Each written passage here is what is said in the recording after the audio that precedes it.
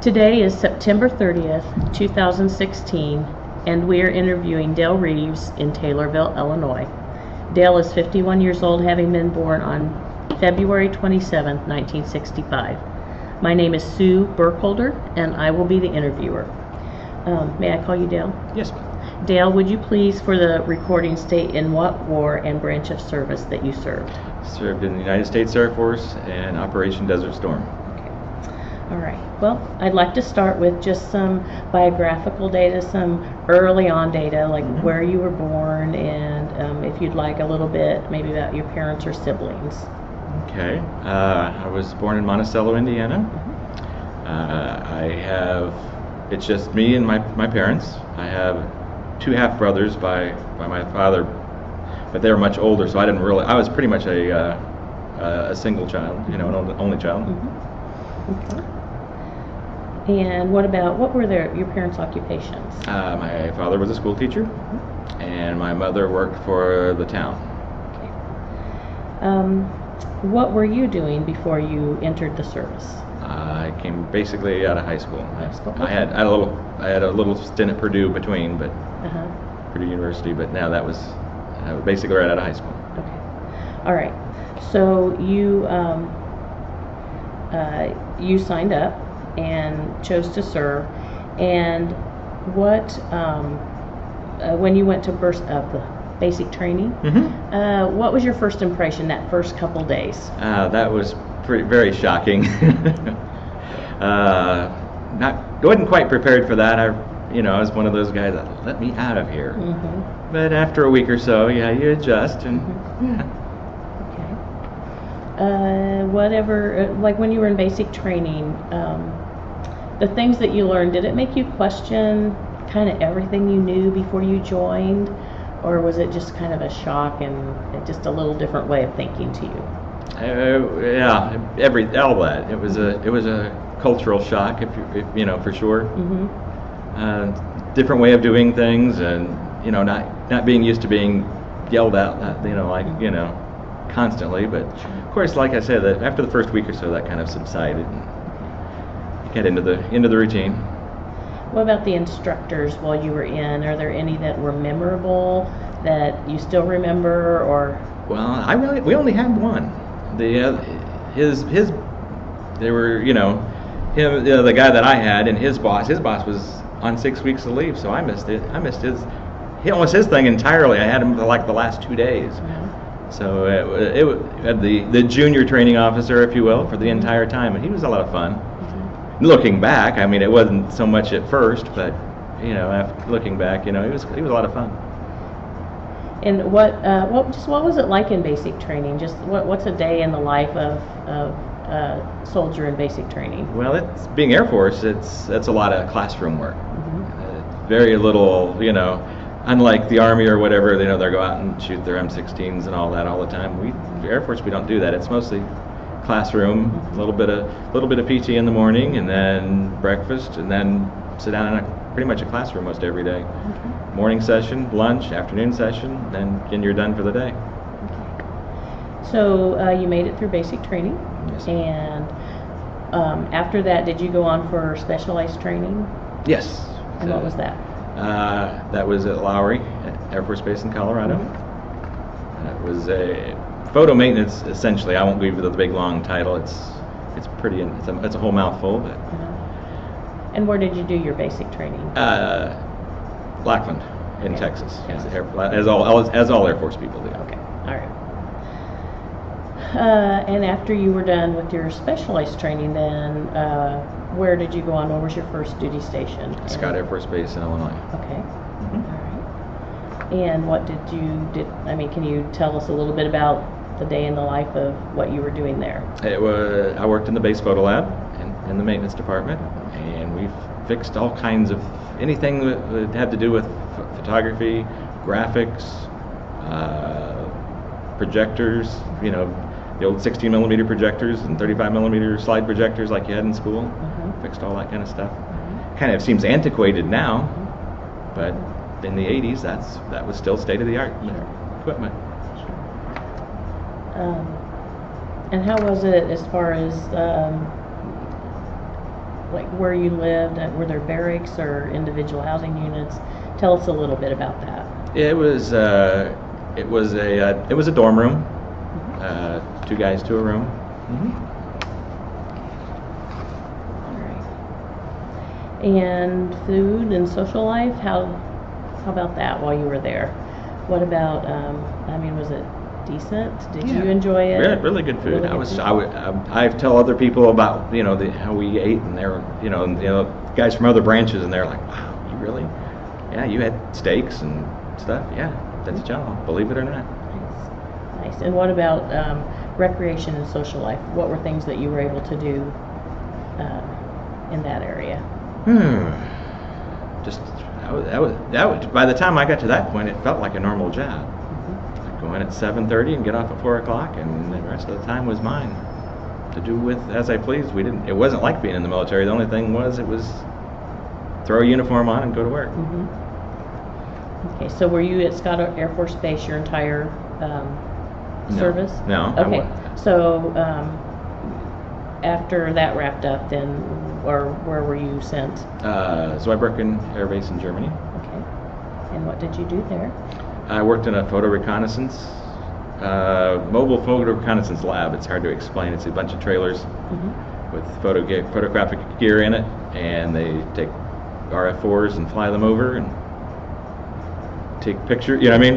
Take pictures and then bring them back and process them and interpret them for target acquisition and bomb damage assessment, I guess is the way to put it. And did you enjoy that? It's still related, but it's like the other side of that job. It was a 2-sided job depending on where you got assigned. And as you were in Germany, what were some of the memories of being there? Were you able to see like the country at all? And, and tell us, just tell us some of the places you were able to see and what your impression was. Oh wow! I did a lot of bus trips because they had these bus trips you could take, and I went to, besides being around Germany itself, driving, did the bus trips and went to Austria and Switzerland and Liechtenstein and Luxembourg and Paris, and I did several trips. Plus, also while I was in Germany, I would do these trips every so often up to RAF Alkenbury. We would maintain a site up there for the Alabama Air National Guard. That was their war readiness site in case World War III ever broke out. That's where they were to come. But rather than fly them from the States so often to make sure their equipment's running, we were just an hour flight away. They'd take us up there and check it out.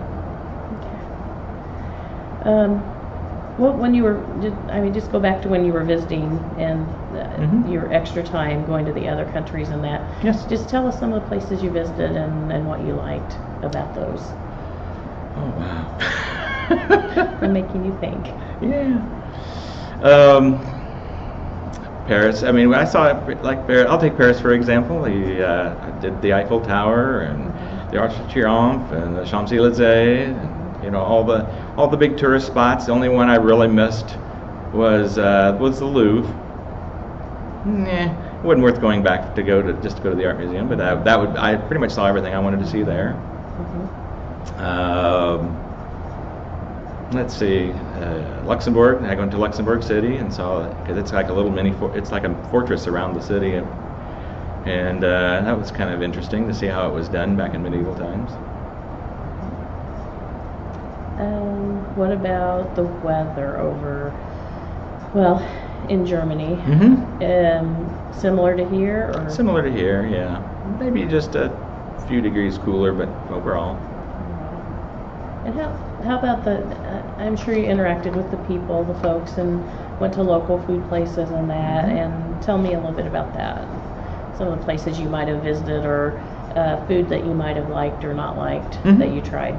Oh yeah, I tried all the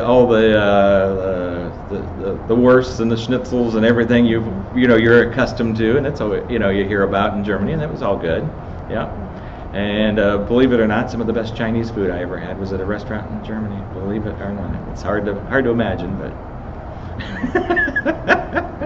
And how did the people treat you? What was their attitude towards you as a U.S. service person? In Germany? In Germany, yes. For the most part, they were friendly.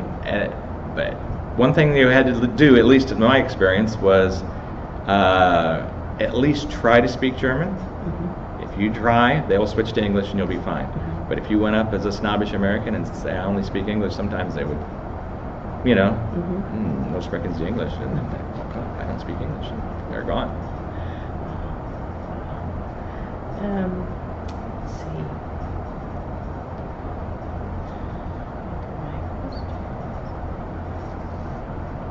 So, and again, for entertainment, mostly, did you do like just go visit places? Mm-hmm. And I mean, was there any like ball games or as servicemen getting together that you did? We did a lot of intramural sports. There was pretty much an intramural sport for pretty much anything you can imagine. Mm-hmm. I only participated in broom ball, which was a different kind of a sport. I'd never even heard of broom ball till I got over there. Zweibrücken Air Base was originally a French base, and then the French turned it over to the Canadians. Well, when the Canadians took it over, they built an ice rink right outside the gate. And then once the Americans took it over, of course, they got the ice rink. Mm-hmm. Now, part of the deal with the ice rink is it had to be shared with the community, so it was open to the public, Mm-hmm. you know, certain hours, and then the rest of the hours we got for ourselves is for intramural sports, and we had hockey and broom ball. But unfortunately, our broom ball times were like at 6 a.m., 7 a.m., and 8 a.m., and then we had to be off the ice by 9 so they could run to the Zamboni and open up to the public at 10. So it was still fun to go over there, even though it was at a wee hour of the morning to go play broom ball. So give me just like a 30-second. How does broom ball work? I'm just. How does broom ball work? Yeah. Broom ball works is it's a small ball, and you have literally a dipped little broom on a stick, and you hit the ball around and you put it into a goal, you know, on the hockey rink, but it's a little smaller goal.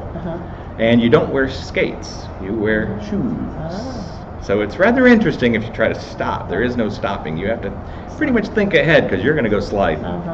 You can wear tennis shoes, or there are actually dedicated broom ball shoes that kind of have, it's a really soft sole and they have like suction cup kind of things built into them to help a little bit, but it doesn't help a lot.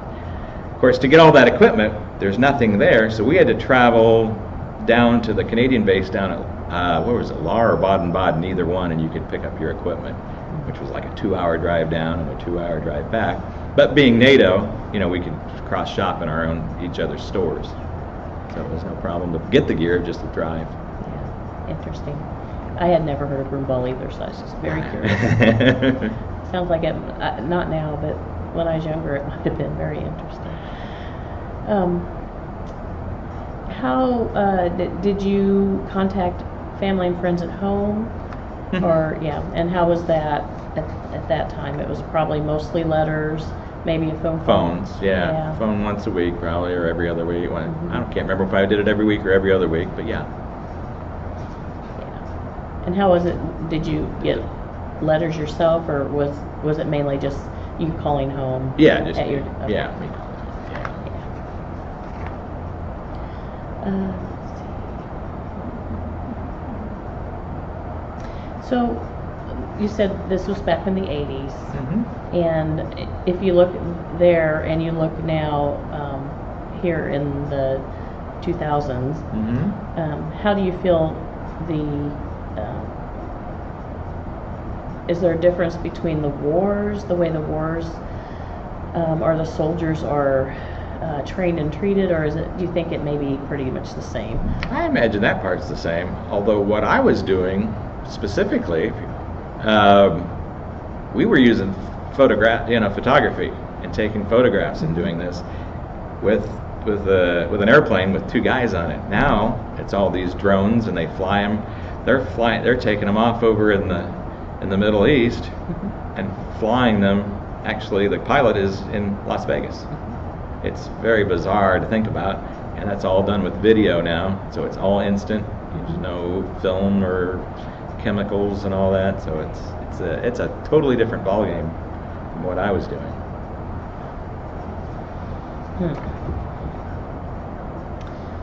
So when your time was wrapping up in Germany, then where did you go?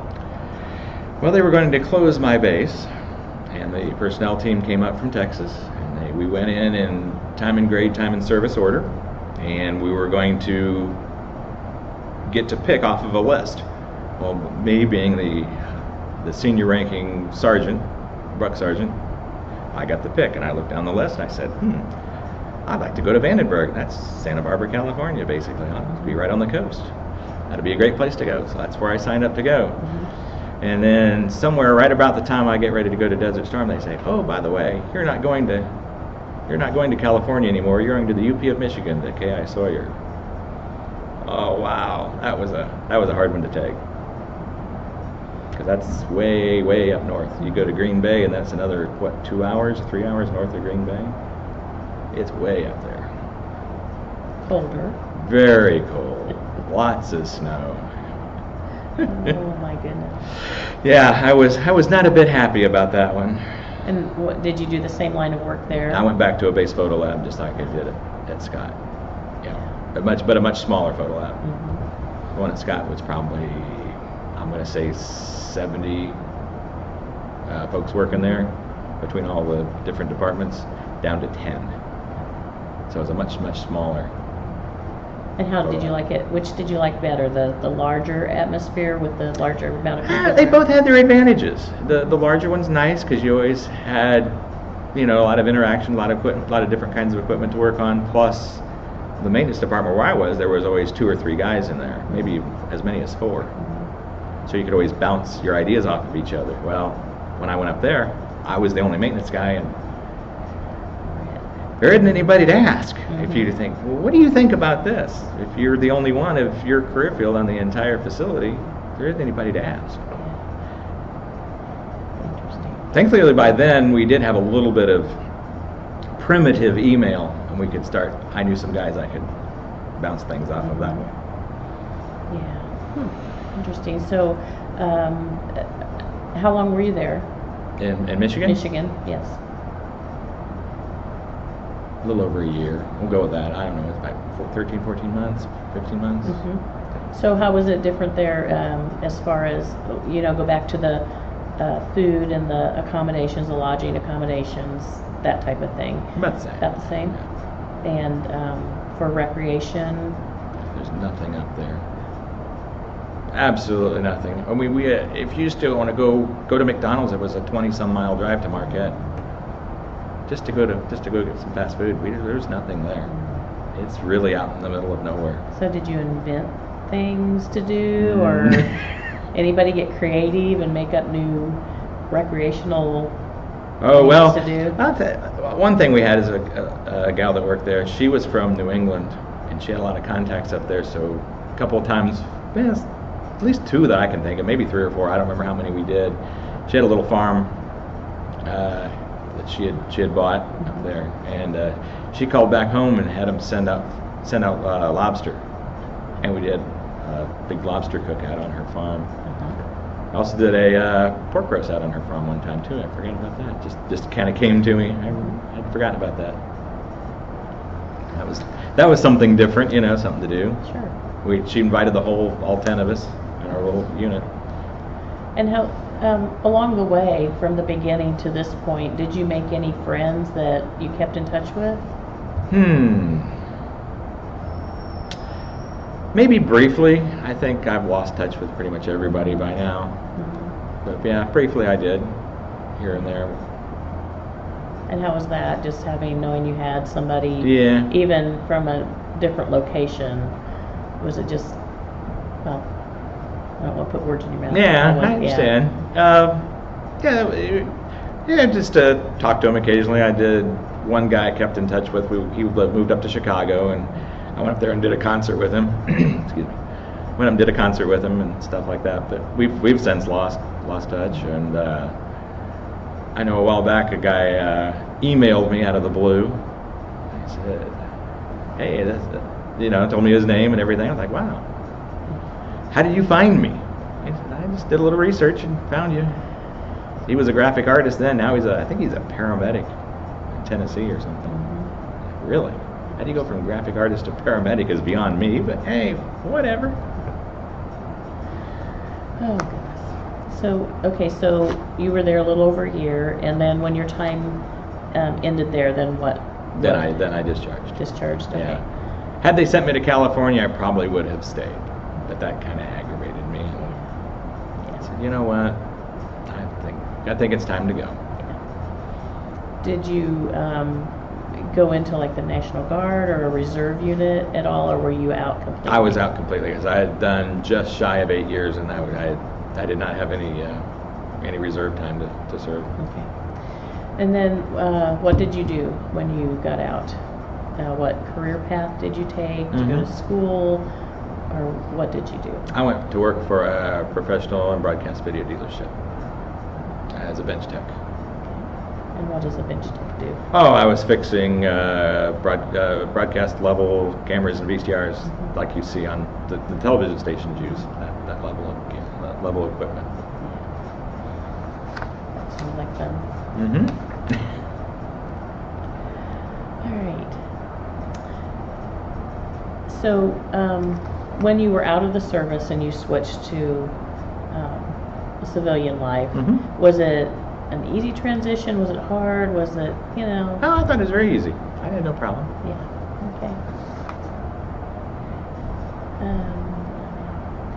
okay. Have you joined any veterans organizations or anything like that? No. No, they've sent me stuff. The American Legion and the VFW have both sent me applications, but I have never done anything like that. I probably should, but I just never have. And did you use your military benefits afterwards? So you didn't do any, you went right into work, so you didn't do any schooling where you might use those. Okay. No. All right.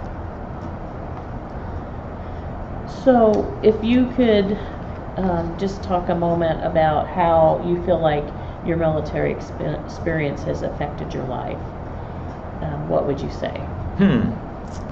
That's an interesting question. I think it helped me with the training and everything, and got me some job experience, because I know a lot of people they'll go to college and do a 4 years of college, right? And they still can't get hired. Well, you got the education, that's great, but you have no work experience. Well, with that, you have work experience. The military doesn't discriminate that way. They give you the experience. They know you have no experience when you go in. But the civilian job market, they always want you to have, we want you to have 2 years or experience or 5 years experience or whatever, whatever they're looking for. And so that's been very helpful in that respect.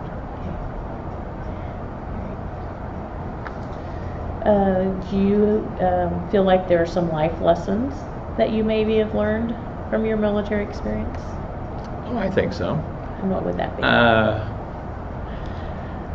Just being an adult, because I was not quite there, I don't think, at age 19 when I went in, and learning all the life lessons along the way, and learning how to be an adult.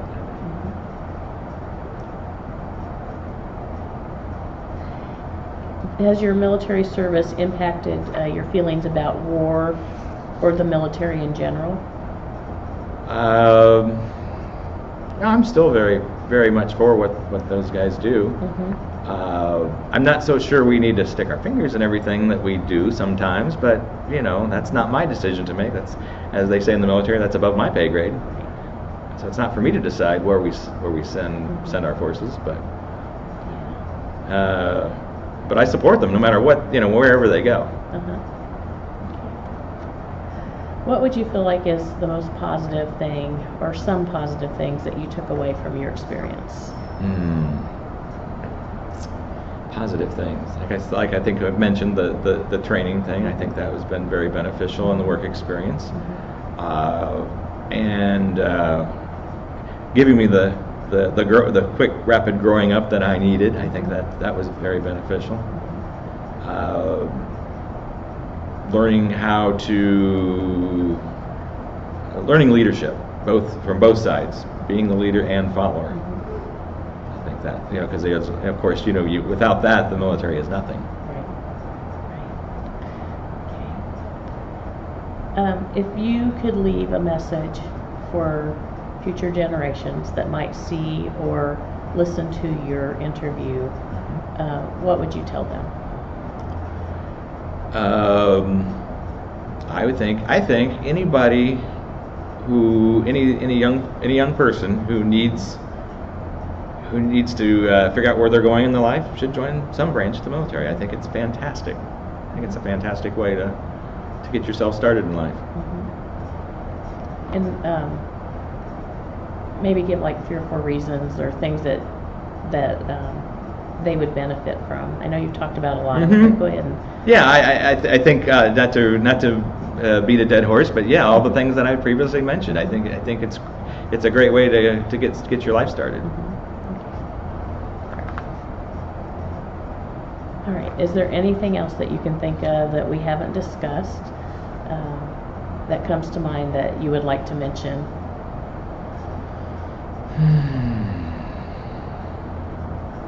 Not right off the top of my head, unfortunately, no. All right. Well,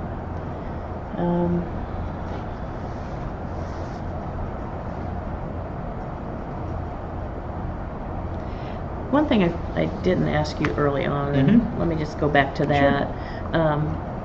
When you initially went into the service, how did your family feel about that? I don't think they really liked the idea at first, but I think they came around. I'm not sure, because at first they were kind of like, no, that's not, that's just not what we do. And then maybe they changed their mind once I got in, and I think they were really proud of me once I got started and talk about some of the things that I'd done. And did part of your military training just kind of go against the values and that you were raised with, the things that parents instill in us, like this is right, this is wrong, and then you go in the military, and most of it's we understand, but was there anything there that just conflicted with how you were raised? I can't think of anything. No. Okay. I think I had a pretty rounded upbringing. I don't think anything, And I can't think of anything in basic training or anything, conflicted at all. Okay. And what about then, when you got out and came home? How was it? How do you feel your parents were they still? Did you see them or talk to them when you left the military? Oh yes. Yeah. Okay. And how do you feel that they had changed in their attitude? I know you said they kind of turned positive, but was it just a big difference, night and day? Yeah, probably. Yeah, I think so. A little bit more accepting and that. So, okay. Let's see.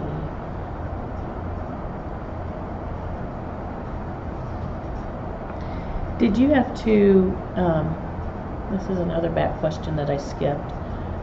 When you were ready to go overseas, you'd been in the United States serving and starting, and then you switched and had to go to Germany was your first place.